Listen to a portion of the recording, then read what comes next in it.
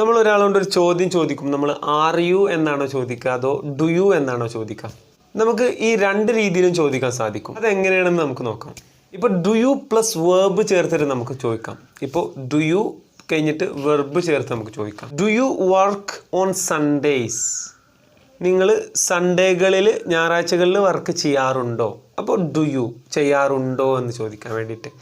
അപ്പോൾ do you കഴിഞ്ഞിട്ട് നമ്മൾ വെർബ്, ബേസ് വെർബ് വർക്ക് എന്നിട്ടു. Do you work on Sundays? നിങ്ങൾ ഞായറാഴ്ചകളിൽ ജോലി ചെയ്യാറുണ്ടോ?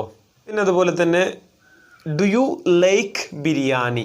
ഡു യു കഴിഞ്ഞിട്ട് verb, base verb. Do you like biryani? നിങ്ങൾക്ക് ബിരിയാണി ഇഷ്ടമാണോ?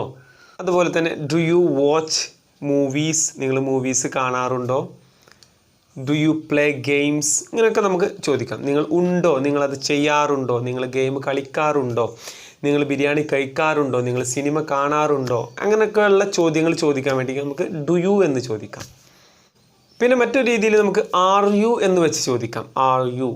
ആർ യു കഴിഞ്ഞിട്ട് പ്ലസ് അഡ്ജക്റ്റീവ് വെച്ചിട്ട് നമുക്ക് ചോദിക്കാം. അഡ്ജക്റ്റീവ് വെച്ചിട്ട് are you a good guy? Are you a good guy? നീ ഒരു നല്ല ഗൈ ആണോ? Are you a good boy? നീ ഒരു നല്ല കുട്ടിയാണോ, ബോയ് ആണോ? Are you happy today? നീ ഇന്ന് ഹാപ്പി ആണോ? Are you sad today? നീ ഇന്ന് സങ്കടത്തിലാണോ, വിഷമത്തിലാണോ?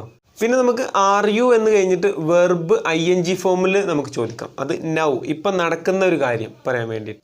R you watching web series? താങ്കളിപ്പോൾ വെബ് സീരീസ് കാണുകയാണോ? അതായത് ഇപ്പോൾ കണ്ടിന്യൂസ് ആയിട്ട് ചെയ്യുന്ന ഒരു കാര്യം. Are you watching movie? നിങ്ങളിപ്പോൾ മൂവി കാണുകയാണോ? Are you learning English? താങ്കളിപ്പോൾ ഇംഗ്ലീഷ് പഠിക്കുകയാണോ? അങ്ങനെയൊക്കെ ചോദിക്കാൻ വേണ്ടിയിട്ട്. പിന്നെ ഇങ്ങനെ ചോദിക്കാം, ആർ യു ലിസണിങ് മീ? താങ്കൾ എന്നെ ശ്രദ്ധിക്കുന്നുണ്ടോ?